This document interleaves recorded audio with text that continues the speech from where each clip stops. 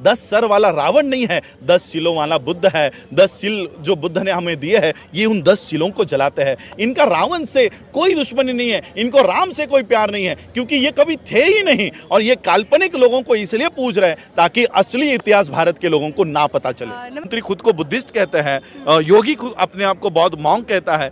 इनका असली चरित्र क्या है, ये विश्व के सामने लेकर आए। लोगों को हम हिंदू धर्म छोड़कर बौद्ध धर्म में आने के लिए प्रेरित कर रहे हैं। और आज उसका एक छोटा सा टेस्ट हम लोगों ने यहाँ पर देखा कि 10,000 लोगों का टारगेट किया था हम लोगों ने, और रजिस्टर्ड ये सारे लोग जो आए हैं ये रजिस्टर्ड लोग हैं जिन्होंने अपना रजिस्ट्रेशन पहले से कर रखा है। जितने भी लोगों ने यहाँ से दीक्षा ली है सबके सर्टिफिकेट्स बने हुए हैं और बुद्धिस्ट सोसाइटी ऑफ इंडिया के सर्टिफिकेट्स इनको इशू किए जाएंगे। ये आज जो देखने मिला कि 2 संगठनें अगर एक होकर काम करती है तो इतना बड़ा रिजल्ट मिलता है। हमारे 10 लाख संगठनें हैं आज।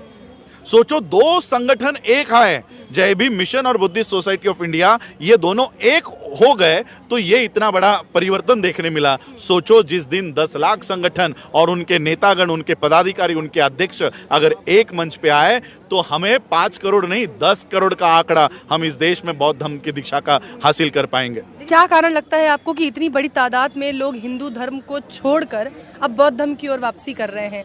एक तो ज्ञान का अभाव जो लोगों में पहले नहीं था, अब लोगों तक ये ज्ञान पहुंच रहा है। इसके अलावा भी कोई कारण आपको लगता है जिसकी वजह से लोग हिंदू धर्म को छोड़ रहे हैं? देखिए, इस देश में हिंदुओं को अगर मूंछ रखने पर मारा जाता है, पानी के घड़े को हाथ लगाने पर मारा जाता है, किसी व्यक्ति को घोड़ी चरने पर मारा जाता है, ऐसे लोग हिंदू धर्म एक पॉलिटिकल सेटलमेंट है।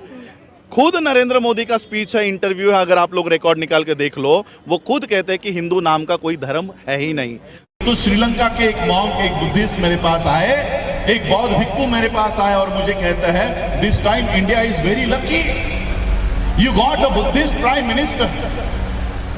इस बार भारत को एक बौद्ध प्रधानमंत्री मिला है। मैंने उनको पूछा आपको किसने कहा कि हमारा प्रधानमंत्री बौद्ध है? वो कहते हैं वो हमारे देश में आते हैं तो बुद्धा की मूर्तियां लेकर आते हैं, बुद्ध विहार में जाते हैं, क्या वो बौद्ध नहीं है? आज विश्व में इस देश के प्रधानमंत्री की आइडेंटिटी, इस देश के प्रधानमंत्री की पहचान बुद्धिस्ट है। जहां से बाबा साहब अंबेडकर जी ने बौद्ध धर्म की दीक्षा आज के दिन ली, वहां पर हमको पैर रखने की अनुमति नहीं है, लेकिन वहां से नरेंद्र मोदी स्पीच करेगा, वहां से नितिन गडकरी स्पीच कर रहा है, वहां से देवेंद्र फडणवीस महाराष्ट्र का पेशवा ब्राह्मण वहां से स्पीच करेगा और वर्ल्ड को क्या बताएगा कि हम ही अंबेडकराइट बुद्धिस्ट हैं, हम ही बुद्धिस्ट हैं। इस तरह का घुसपैठ आज इस धम्म में चल रहा है, इस तरह की घुसपैठ चल रही है। क्यों? क्योंकि जिनका वो धम्म है वो उस धम्म की ओर देख नहीं रहे हैं। और ये जो लोग हैं, इनका झूठा वो हमारे हाथ में दे रहे हैं और हमारी सोने की थाली वो चुरा कर लेकर जा रहे हैं। हम उनके झूठे 33 करोड़ देवी देवताओं के चक्कर में पड़े हुए हैं और वो हमारा सोने का बुद्ध उठाकर घूम रहे हैं। मैंने एक दिल्ली इंटरनेशनल एयरपोर्ट पे मैंने एक लाइव किया था, वहां पर मुझे एक बड़ी सी किताब का चित्र देखने को मिला और उस किताब का नाम था a monk who became chief minister, a monk who become chief minister. और इसी वेश में योगी आदित्यनाथ का फोटो वहां पर लगा हुआ था। यानी ये विदेशों में क्या प्रचार करते हैं कि उत्तर प्रदेश का चीफ मिनिस्टर ये बौद्ध भिक्षु है, इस देश का प्रधानमंत्री एक बौद्ध प्रधानमंत्री है। इस तरह का प्रचार कर करके वो सारे बाबा साहब ने आपको दिए हुए अधिकार वो चुरा कर लेकर जा रहे हैं और आपको महार, चमार, वाल्मीकि, जाठव और गडियारा, पता नहीं किस किस नामों से वो आपको संबोध रहे हैं। और इसलिए हम लोगों को बाबा साहब अंबेडकर जी ने जो बौद्ध धर्म के मार्ग पर हम लोगों को चलना सिखाया है, उसके ऊपर जाना हम लोगों को चलना, उसके ऊपर जाना सीखना चाहिए। बाबा साहब अंबेडकर जी ने हम लोगों को उस समय कहा कि ये रिजर्वेशन के लिए अगर आप लोग बौद्ध धर्म की ओर आने से बच रहे हो, बाबा साहब अंबेडकर जी ने कहा कि रिजर्वेशन मैंने ही आप लोगों को दिया है, मैंने ही आप लोगों को दिया है और ये मत समझो कि बौद्ध होने के बाद आपके अधिकार चले जाएंगे। बाबा साहब ने कहा आप बिंदास बौद्ध बन जाओ, आपके सारे अधिकार मेरे कोर्ट के खिसे में सुरक्षित है। बाबा साहब ने हमारा वो प्रावधान कर रखा है।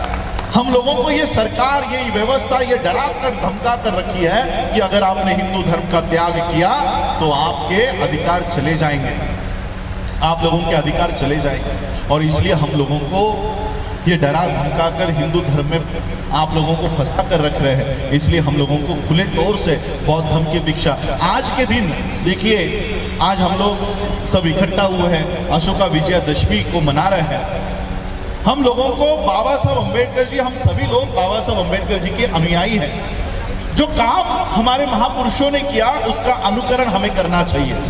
सिर्फ बाबा साहब अम्बेडकर जी को आकर माथा टेकने से, हाथ जोड़ने से, फूल चढ़ाने से, कैंडल जलाने से बाबा साहब के ऋण कभी नहीं फिटने वाले हैं। इसलिए हम लोगों को बाबा साहब ने जो काम किया है, जो दिशा बताई है, उसका अनुकरण हम लोगों को करना चाहिए।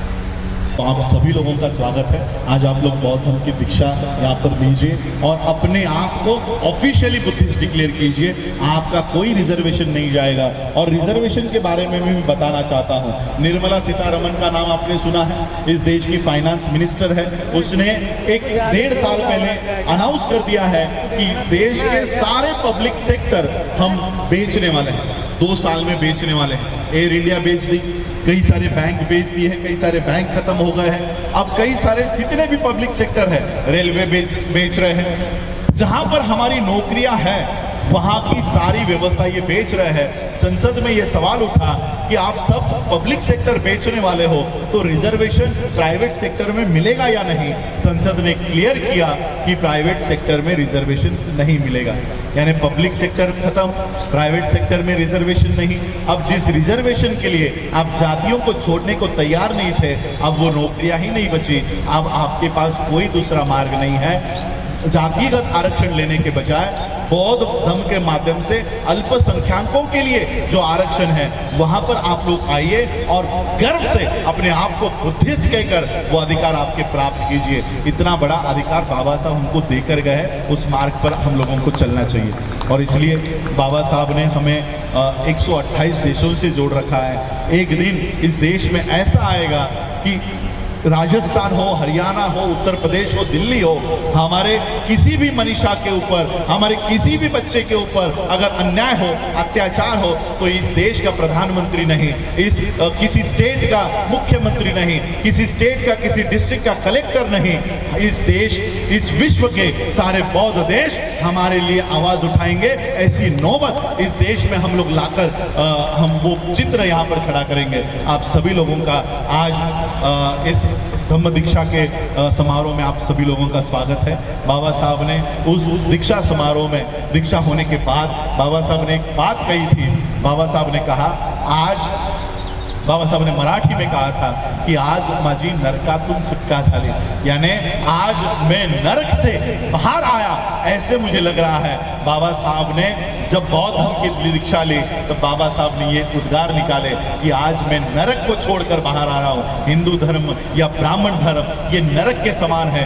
नरक की कॉन्सेप्ट बुद्धिज्म में नहीं होती, स्वर्ग की कॉन्सेप्ट नहीं होती, लेकिन अगर नरक कहीं होता, कैसे होता, तो वो ब्राह्मण धर्म के समान होता। तो इस तरह से बाबा साहब ने विधान किया। मैं भी आप लोगों को, जो ब्राह्मण धर्म में आप लोग पड़े हो, उस नरक से बाहर आकर ये बौद्ध धर्म में आप लोग शामिल हो जाओ, इसलिए आह्वान करता हूँ। आप सभी लोगों ने मुझे आमंत्रित किया, उसके लिए आप सभी लोगों का आभार। हमारे Delhi state president CS Bhandari ji और हमारे समता सैनिक दल के, आम आदमी पार्टी के मंत्री बाद में हैं हमारे लिए, हमारे समता सैनिक दल के सैनिक हैं और बाबा साहब अम्बेडकर जी के एक सैनिक के रूप में हम उनको देखते हैं। उनके माध्यम से धम्म का ये जो मूवमेंट पूरे देश भर में चल रहा है, उनके इस कारवां को भी हम लोग सब आगे बढ़ाएं, इतना आह्वान करता हूं और रुकता हूं। जय भीम, जय भारत, नमो।